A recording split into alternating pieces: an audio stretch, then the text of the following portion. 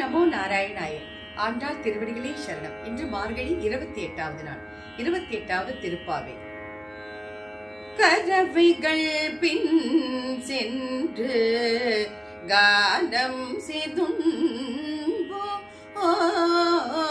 கரவைகள் பின் சென்று கானம் செய்துன்போ, கரவைகள் பின் சென்று கானம் செய்துன்போ, அறிவொன்றும் இல்லாத ஆய குலத்து உள்தே பிறவி பெருந்தனே புண்ணியம் யாமுடையோ குறை ஒன்றும்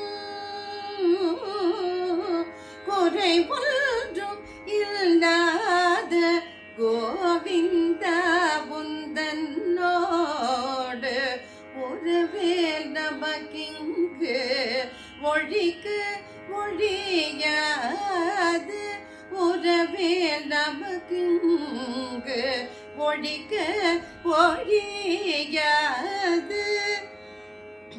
அறியாத பிள்ளைகளோ அன்பினால் உந்தன்னே, அறியாத பிள்ளைகளோ அன்பினால் உந்தன்னை சிறுபேரடை தனவும் சீரி அருளாதே இறைவாணி தாராய், இறைவாணி தாராய் பரையேலோ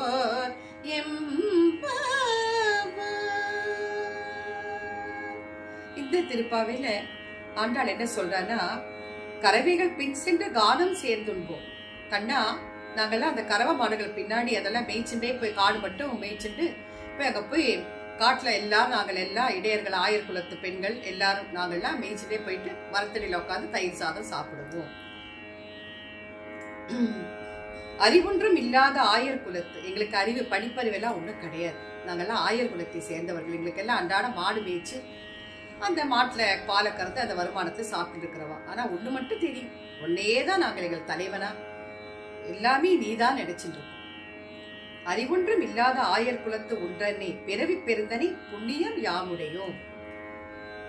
இந்த அறிவில்லாத இந்த ஆயர் குலத்துல பிறந்த நாங்கள் ஒன்று மட்டும் உறுதியா சொல்றோம், உன்னை நாங்க எங்கள் தலைவனா அடைஞ்சது எங்கள் பிறவி பயன், அதனால எங்களுக்கு வைகுண்ட பிராப்தி உறுதி சொல்றா ஆண்டாள்.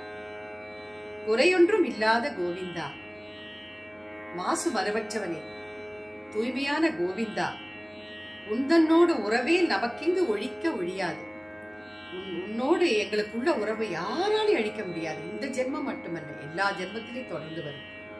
அறியாத பிள்ளைகளும் அன்பினால் உந்தன்னை, நாங்களாம் அறியாத சிறு பிள்ளைகள் அன்போட உன்னை நாங்க கிருஷ்ணா, கண்ணா, கார்மேகவண்ணா, ஆலிலே கண்ணா அப்படின்னு செல்லமா கூப்பிடுவோம், ஒருமையில கூப்பிடுவோம், மரியாதை இல்லாம. அதுக்காக நீ கோவித்துக் கொள்ளாதே.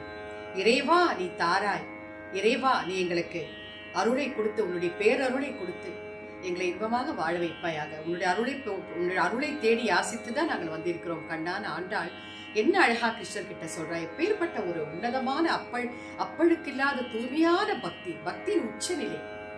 ஆண்டாள் திருவடிகளே சரணம். ஓம் நமோ நாராயணாய.